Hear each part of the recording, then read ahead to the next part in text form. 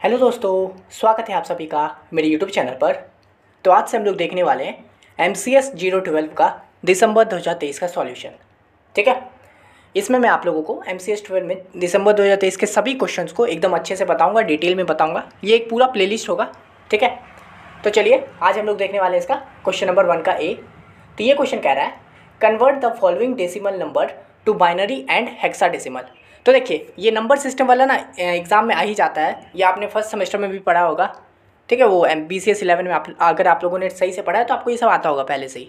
ठीक है, तो चलिए हम लोग देख लेते हैं। तो हम लोग क्या बोल रहे हैं, नंबर दिया हुआ है डेसिमल में, इसको हम लोग को क्या करना है, पहले तो बाइनरी में करना है, उसके बाद हेक्साडेसिमल में भी चेंज करना है। ठीक है, तो चलिए देखते हैं। पहला है हम लोगों का 2810। देखिए क्या बोलते हैं, डेसिमल का जो रहता है उसका बेस में क्या रहता है, 10 रहता है। बाइनरी का आप लोग को पता है 2 रहता है और हेक्साडेसिमल का 16 रहता है। ठीक है, तो देखिए इसको करने का, टू कन्वर्ट 28 टू बाइनरी, ठीक है, we repeatedly divide by 2 and note the reminder. ठीक है, तो देखिए हम लोगों को किसी भी नंबर को अगर उसको बाइनरी में करना होता है ना, तो सिंपल क्या करिए, उसको डिवाइड कीजिए 2 से और जो उसका रिमाइंडर आ रहा है उसको नोट करते जाइए। ठीक है, तो यहाँ पे भी सेम चीज़ होगा। तो देखिए यहाँ पे 28 को 2 से डिवाइड करना शुरू करेंगे। ठीक है, तो पहले है 28 को 2 से डिवाइड किए तो चला जाएगा डायरेक्ट 14 बार में, है ना, 14 दूनी 28। तो रिमाइंडर कितना बचा, रिमाइंडर 0 बचेगा, है ना। फिर अब देखिए 14 है, फिर 14 को 2 से डिवाइड करेंगे तो कितनी बार में चला जाएगा, 7 बार में, हाँ ना, 7 दूनी 14। रिमाइंडर कितना बचा, 0।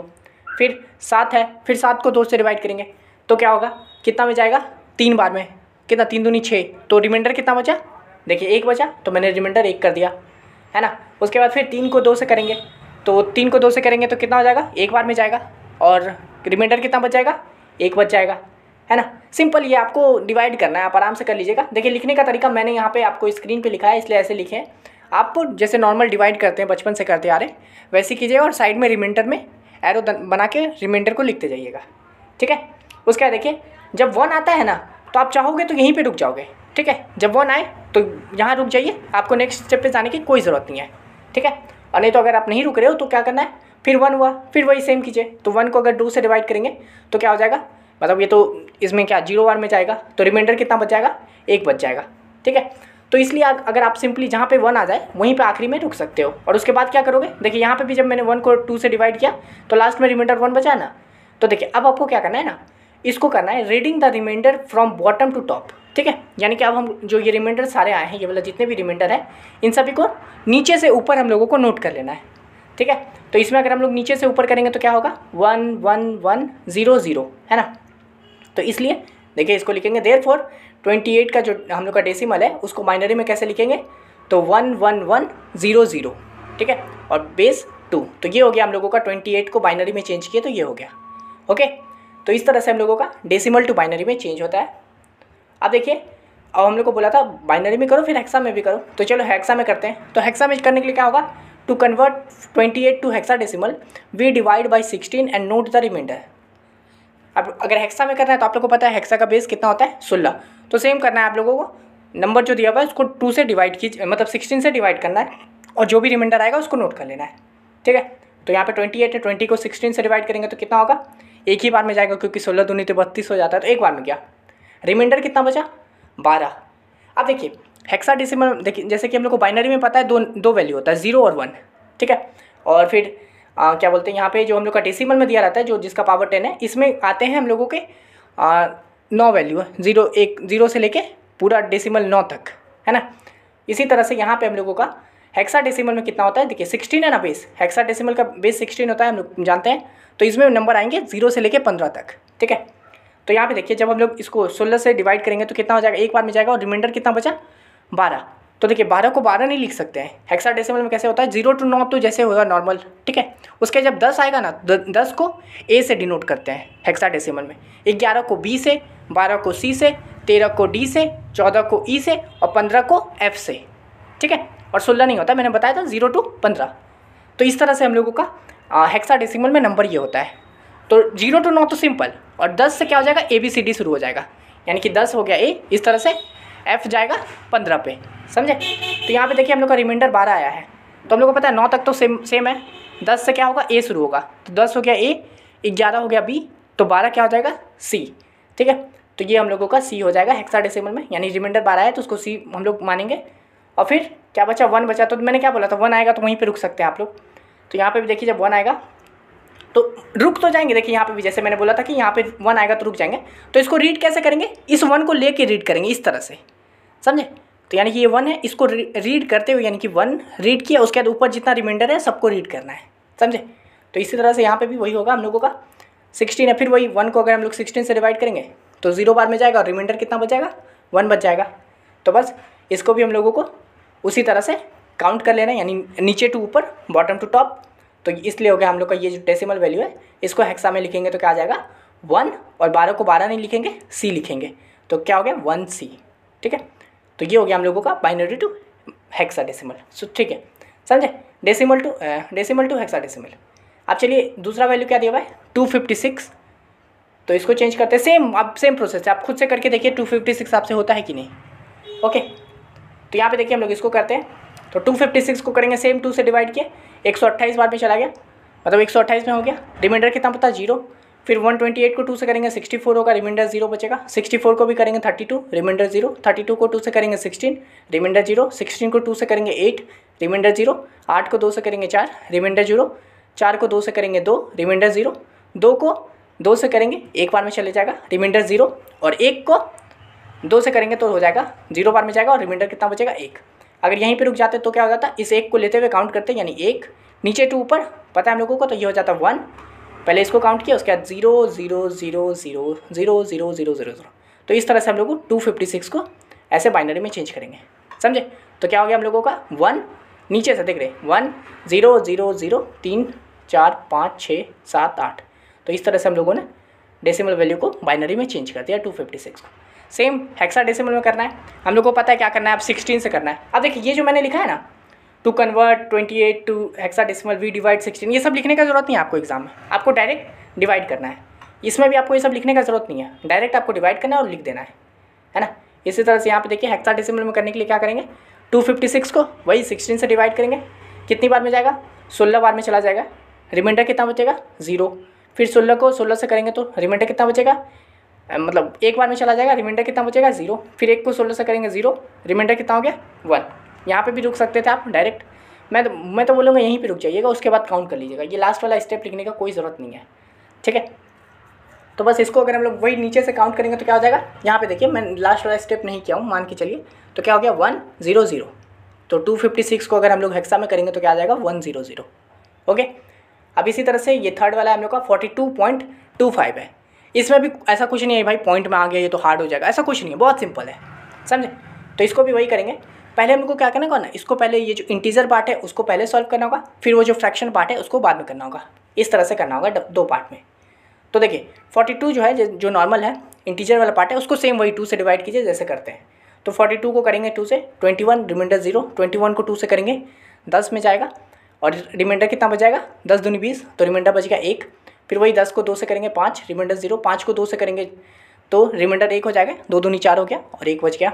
फिर 2 को करेंगे 1 से, तो 2 को 2 से करेंगे तो क्या आ जाएगा 1 बार में चला जाएगा, रिमाइंडर बचेगा 0। फिर 1 को करेंगे, तो इस तरह से हम लोगों ने 42 को कर दिया, इंटीजर वाले पार्ट को किया है। तो यहाँ पे देखिए मैंने लिख दिया है 42 को अगर हम लोग चेंज करते हैं तो क्या आ जाएगा, वही नीचे से पढ़ना शुरू किया 1 0 1 0 1 0, तो वो लिख दिया मैंने 1 0 1 0 1 0, ये हो गया बाइनरी में। अब देखिए फ्रैक्शन पार्ट को, यानी जो ये 0.25 है ना, इसको करने के लिए क्या करना होगा ना, जैसे इसमें हम लोग डिवाइड कर रहे थे ना 2 से, तो फ्रैक्शन पार्ट में हम लोग मल्टीप्लाई करेंगे 2 से, ठीक है। तो यहाँ पे 0.25 है, आपको पूरा वैल्यू नहीं लेना है, सिर्फ फ्रैक्शन पार्ट लेना है। तो आप इसको 0.5 बोलिए या फिर 0.25 बोलिए, सेम ही बात है। तो 0.25 को 2 से किए तो क्या आ गया 0.5, फिर 0.5 को 2 से करेंगे तो क्या आ गया 1। तो यहाँ पे देखिए कब रुकना होता है इसमें, जब आप मल्टीप्लाई करके यहाँ पे इंटीजर वाले पार्ट में 1 ले आओगे ना और उसके बाद वाला सारा फ्रैक्शन आपका 0 हो जाता है, तब आपको रुक जाना है, ठीक है। तो यहाँ पे देखिए हम लोग का 2 ही बार में हो गया है। अब देखिए इसको कैसे हम लोग नोट करेंगे, तो यहाँ पे ये जो इंटीजर वाला पार्ट है ना, ये वाला वैल्यू को हम लोग को नोट करना है, ये पॉइंट के बाद वाला नहीं, पॉइंट से पहले ये जो है ना 0 1, इसी तरह से आएगा। मान लीजिए ज़्यादा वैल्यू होता तो इसी तरह से आता, तो जहाँ पे 1 आ जाएगा और उसके इंटीजर में मतलब फ्रैक्शन वाले पार्ट में कुछ नहीं रहेगा, तो वहाँ रुक जाना है हम लोगों को। तो यहाँ पे देखिए अब इसको हम लोग ऐड कैसे, मतलब रीड कैसे करेंगे, जैसे हम लोग इसको तो नीचे से ऊपर कर रहे थे, इसको सेम ऊपर से नीचे ही करना है, ठीक है। इसको नीचे से ऊपर नहीं करना है, इसको सेम ऐसे ही ऊपर से नीचे। तो हम लोग इसको 0.25 को कैसे लिख सकते हैं, तो ये हो गया देखिए 0 और ये 1, तो इस तरह से हम लोगों ने लिख दिया। तो ये हो गया हम लोगों का 42 का भी निकाल लिए, फ्रैक्शन वाले पार्ट का भी निकाल लिए। अब इस सबको एक साथ कर देंगे, तो पुटिंग इट टुगेदर तो 42.25 का क्या हो जाएगा, इसका पहले एज इट इज़ पूरा ये 101010 पॉइंट ये 01, ठीक है। तो ये हो गया पूरा हम लोगों का 42.25 जो डेसिमल है उसको हम लोगों ने बाइनरी में चेंज कर दिया, ठीक है। अब इसको सेम हेक्साडेसिमल में भी करना है, तो वही कीजिए, इंटीजर पार्ट को 16 से डिवाइड कीजिए, 2 बार में चला जाएगा, रिमाइंडर कितना बचेगा, 10 बचेगा, ठीक है। और 10 हम लोग को पता है क्या होता है हेक्साडेसिमल में, 1 होता है, मतलब सॉरी ए होता है, 9 तक तो सेम 10 से ABCD शुरू होता है, तो 10 हो गया। फिर 2 को 16 से करेंगे तो 0 हो जाएगा, रिमाइंडर बच जाएगा 2, तो 2 हो गया सेम। तो अब यहाँ पे देखिए तो बस इसको भाई नीचे से ऊपर रीड करना है, तो क्या हो जाएगा 2A। 42 का क्या हो गया हम लोग का 2A हेक्साडेसिमल में। फ्रैक्शन पार्ट को भी क्या करना है, तो वहाँ पे जैसे हम लोग 2 से यहाँ पे क्या कर रहे थे 16 से डिवाइड कर रहे थे, वहाँ पे भी 2 से डिवाइड कर रहे थे, तो फ्रैक्शन वाले में क्या किया 2 से मल्टीप्लाई किए। यहाँ पे भी हम लोग 16 से डिवाइड कर रहे थे, तो फ्रैक्शन वाले में क्या करेंगे 16 से मल्टीप्लाई, तो 16 से मल्टीप्लाई कर देंगे, 0.25 को 16 से करेंगे तो आ जाएगा हम लोग का 4। देखिए 4 आ गया, इससे आगे हम लोग को बढ़ने का ज़रूरत है नहीं, तो यहीं पर हम लोग रुक जाएंगे और इसको हम लोग यहाँ पे लिख देंगे 4 को एज इट इज़ 4 लिख दिए, ओके। तो ये हो गया हम लोगों का फ्रैक्शन पार्ट का, हम लोगों ने हेक्साडेसिमल में कर दिया। इसको भी एक साथ लिख देंगे तो 42.25 का क्या हो जाएगा 2A का 2A, और ये पॉइंट लगा के 4 लिख देंगे, ठीक है। तो ये था हम लोगों का क्वेश्चन नंबर 1 का A, ठीक है। आशा करते हैं समझ गए होंगे, बहुत सिंपल था, कुछ हार्ड नहीं है, फर्स्ट सेमेस्टर में भी पढ़ चुके हो आप लोग ये सब। अब देखिए हम लोगों को करना है क्वेश्चन नंबर 1 का B। तो ये क्वेश्चन कह रहा है what is half adder, make the truth table and logic diagram of a half adder. देखिए हाफ एडर फुल एडर के बारे में क्वेश्चन आ ही जाता है, पूछ ही लेता है कि क्या होता है भाई, और इसका ट्रुथ टेबल बना दो, डायग्राम बना दो, तो इस तरह से क्वेश्चन आते रहते हैं। तो चलिए देख लेते हैं। तो a half adder is a basic digital logic circuit design to perform the addition of 2 single bit binary numbers. Half adder क्या होता है ना, ये हम लोग का logic circuit, digital logic circuit में परफॉर्म करने के लिए होता है, जिसमें काम क्या है इसका एडिशन करना 2 नंबर का, ठीक है, 2 सिंगल बिट बाइनरी नंबर का एडिशन करना। It has 2 inputs typically labelled A and B and 2 outputs a sum and a carry, ठीक है। तो इसमें हम लोग को क्या क्या वैल्यू होता है, मतलब इसमें क्या क्या चीज़ होता है, इसमें 2 इनपुट होते हैं, ठीक है, उसका नाम AB कर सकते हैं, कुछ भी हो सकता है, मतलब जनरली हम लोग ABC ही करते हैं उसको, ठीक है। उसके 2 आउटपुट होते हैं, एक सम होता है और एक कैरी होता है आउटपुट में, ठीक है। तो यहाँ पे देखिए ट्रुथ टेबल बनाने बोला था, तो यहाँ पे देखिए ट्रुथ टेबल कैसे बनेगा, ये हम लोग का ट्रुथ टेबल, ओके। तो इसको कैसे करते हैं, ये देखिए हम लोग को पता है 2 वैल्यू होता है, उसको एडिशन करने का काम है। तो इनपुट में क्या हो जाएगा AB, ठीक है, और इसका नंबरिंग आप लोग को पता है कैसे करते हैं 0 0 1 1, है ना। तो ये मैंने एग्जाम्पल के लिए किया है, आप ट्रुथ टेबल कैसा भी बना सकते हो, मतलब 8 वाला बना सकते हो, यानी कि 2 का पावर 3 वाला बना सकते हो। मैंने 2 का पावर 2 बोला, यानी कि n हम लोग का 2 है, यानी कि 2 वैल्यू है, AB है, ABC का भी कर सकते हो, लेकिन एग्जाम्पल में आप छोटा ही दीजिए, आपको ज़रूरत नहीं है 3 वैल्यू का देने का। तो अगर हम लोग इसको 2 रहता है ना, तो उसमें नंबरिंग कैसे होता है, मतलब ये वाला, तो देखिए सिंपल, सबसे पहला मैं तो हम लोग को 4 बना रहे हैं ना, तो मतलब 4 वैल्यू आएगा 0 0 1 1, ठीक है।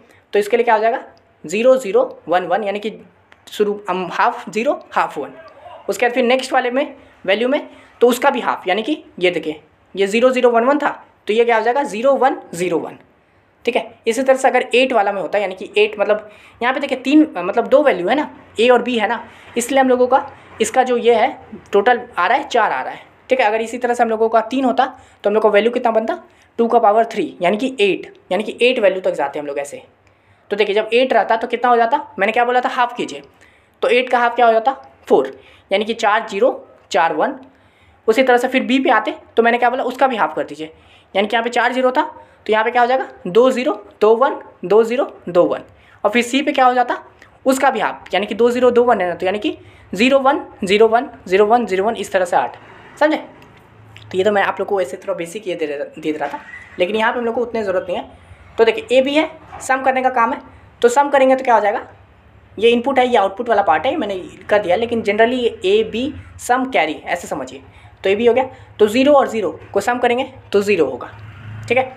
0 और 1 को सम करेंगे तो 1 होगा, 1 और 0 को सम करेंगे तो क्या होगा 1 होगा, सिंपल है।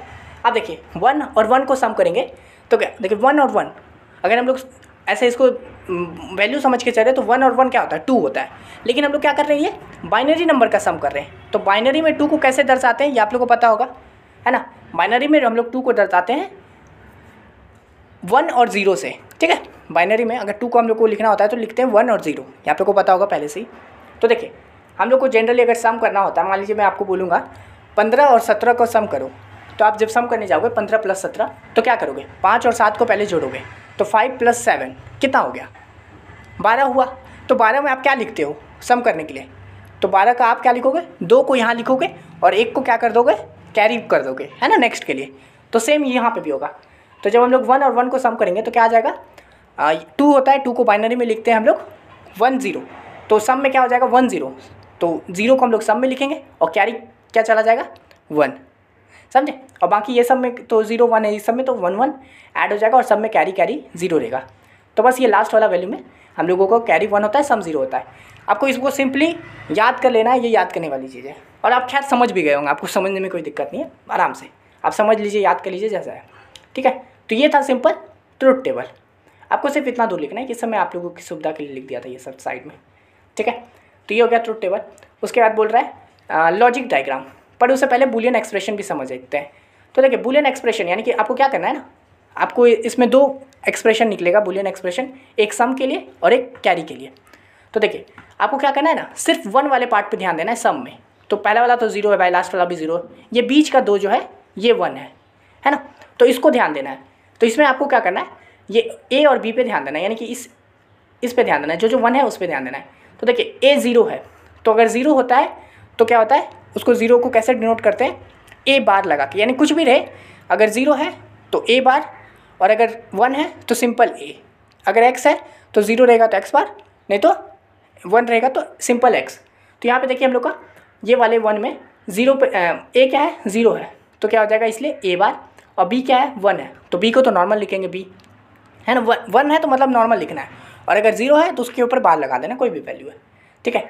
उसके बाद देखिए प्लस का साइन लगेगा, उसके बाद दूसरा a को देखिए, मतलब दूसरा 1 को देखिए, इसमें a क्या है, a 1 है, तो इसलिए a को सिंपल लिखे, और b क्या है, b पे 0 है, तो b को क्या कर दिए, b का बार कर दिए।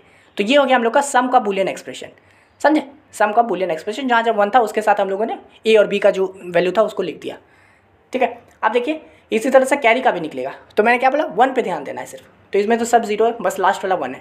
तो इसमें हम लोग को क्या करना है, इसका ए बी को देखना है। तो देखिए इसमें ए क्या है, ए के साथ क्या है 1 है, तो 1 है तो सिंपल ए को ए लिखेंगे, और बी के साथ क्या है, बी के साथ भी भाई 1 है, तो बी को भी सिंपल बी लिखेंगे। तो देखिए ये हो गया हम लोग का सम का एक्सप्रेशन, और ये हो गया हम लोग का कैरी का एक्सप्रेशन, तो ए बी, ठीक है। आप देखिए लॉजिक डायग्राम बनाना है, ये सब बिल्कुल आप लॉजिक डायग्राम को इसका याद कर लीजिए, लेकिन मैंने ये बूलियन एक्सप्रेशन इसलिए बता दिया है ताकि हम लोग लॉजिक डायग्राम को भी, लॉजिक सर्किट को भी आराम से बना सकें। तो ये बूलियन एक्सप्रेशन से ही लॉजिक सर्किट बनता है, ठीक है। तो यहाँ पे देखिए हम लोगों को कौन कौन सा वैल्यू, इसमें कितने सारे वैल्यू दिख रहे हैं, ए बी है, मतलब 2 ही वैल्यू है सिर्फ, तो बस उसी पे हम लोग को करना है। तो इसलिए मैंने 2 वैल्यू ले लिया, ए और बी, ठीक है। अब देखिए ए डैश और बी में हम लोगों का क्या हो रहा है, एंड का ये लग रहा है, ठीक है। तो इसको हम लोग करेंगे। तो यहाँ देखिए, हालांकि अगर इस पूरे सम को देखोगे ना आप, ये सम जो है ना हम लोगों का, इसको ही बोलते हैं एक्सॉर गेट, ठीक है। ये हम लोग जब सॉल्व करते हैं एक्सॉर गेट का यही फॉर्मूला आता है, तो इसलिए हम लोगों का ए बी का क्या हो जाएगा, एक्सॉर लगेगा तो वो सम बन जाएगा, ठीक है। और सी में क्या हो जाएगा, दोनों के बीच में एंड लगा हुआ है तो एंड लग जाएगा ए और बी में। तो सिंपल ये आप लोग का लॉजिक सर्किट है, इसको आपको याद कर लेना है, इसको बोलते हैं एक्सॉर गेट, ठीक है। तो ये हो गया हम लोग का लॉजिक सर्किट, ये हो गया हम लोग का बूलियन एक्सप्रेशन, ये हो गया हम लोग का ट्रुथ टेबल, ये हो गया डेफिनेशन। तो ये हम लोगों ने हाफ हेडर के बारे में सब कुछ देख लिया है, ठीक है। तो आशा करते हैं वीडियो आपको अच्छे से समझ में आ गया होगा, ठीक है। वीडियो पसंद आया तो लाइक कर दीजिए। इसमें मैंने क्वेश्चन नंबर 1 का ए और बी बता दिया है। और हाँ, अगर आपको ये वाला PDF चाहिए ना, MCS 012 का दिसंबर 2023 का सॉल्यूशन PDF, यही वाला PDF के फॉर्म में अगर चाहिए होगा तो मैं ये भी प्रोवाइड करवा दूंगा। इसके लिए आप सिंपली मेरे को इंस्टा पे मैसेज कीजिए, इंस्टा का लिंक डिस्क्रिप्शन में दिया हुआ है, वहाँ आके आपको ज़्यादा कुछ नहीं करना है, बस इस वीडियो का लिंक कॉपी कीजिए और वहाँ पेस्ट कर दीजिए, मैं आपको बता दूंगा। देखिए ये PDF फ्री नहीं होगा, ये पेड PDF होगा, तो मैं आपको वहाँ पे बता दूंगा कैसे पे करना है, आप पे करोगे और ये PDF मैं वहाँ पे आपको प्रोवाइड करवा दूंगा, ठीक है। और अगर आप इस चैनल पे न्यू हो तो मैं इस चैनल पे प्रॉपर पढ़ाई करवाता हूँ इग्नू BCS से related, 1st, 2nd, 3rd, 4th सभी सेमेस्टर का, ठीक है। तो आप लोग एक बार ज़रूर चेकआउट कीजिएगा, ये चैनल आपके काम का ही है, समझिए। अगर आप अभी 2nd सेमेस्टर में हो तो आप जब 3rd में जाओगे, 4th में जाओगे, ये चैनल आपके हमेशा ही काम का आएगा। आज से 6 महीने बाद भी, साल भर बाद भी, 1.5 साल बाद भी। तो इस चैनल को ज़रूर कंसिडर कीजिएगा सब्सक्राइब करने का। एक बार प्लेलिस्ट वाले सेक्शन में जाके ज़रूर चेकआउट कीजिएगा, आपके काम का कंटेंट बहुत सारा मिल जाएगा। सेकंड सेमेस्टर से रिलेटेड भी बहुत सारा मिल जाएगा, और मैं कुछ का वीडियो प्लेलिस्ट का लिंक मैं डिस्क्रिप्शन में भी दे दूँगा, तो आप उसको ज़रूर देख लीजिएगा। ठीक है, मिलते हैं नेक्स्ट वीडियो में, तब तक के लिए धन्यवाद।